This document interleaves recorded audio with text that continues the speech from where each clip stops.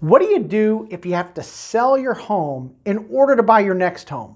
We're going to talk about that in today's video, and we're going to start right now.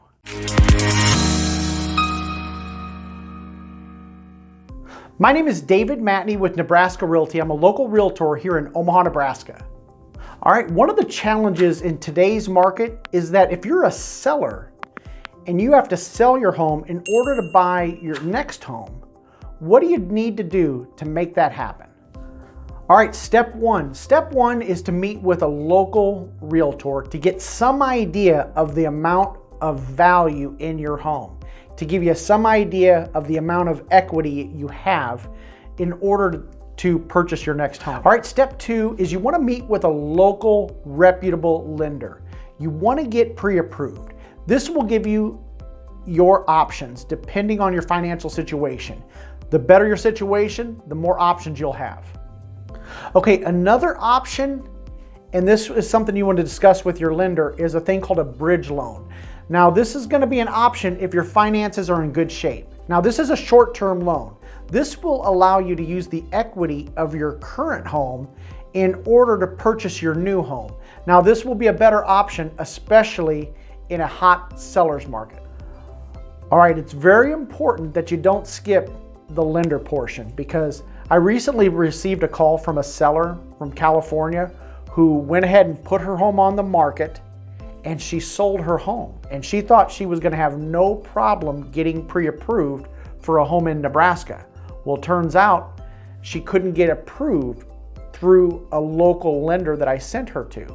So here's what happened. She said she was pre-approved. She had a pre-approval through a national lender, but when we really drilled down, she couldn't get pre-approved. She had already sold her home, so now she is stuck being a renter. So you want to make sure that you lock that lender portion down. All right, step three is preparing your home to sell.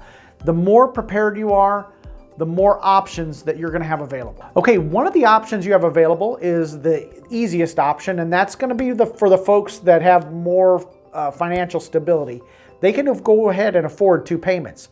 So they're going to go ahead and buy the home they want and then close on it and then go ahead and sell their home. The second option is going to be go ahead and sell your home, and then you, let's say you're building a home, then you go ahead and maybe move into some temporary housing, or maybe you rent and then buy a home at a later time.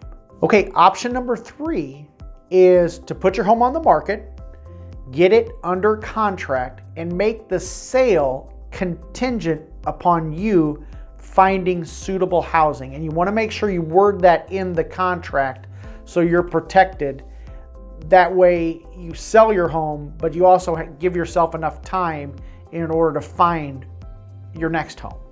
Okay, option number 4 is to put your home on the market, get it under contract, and make your offer to purchase contingent upon the closing of your home.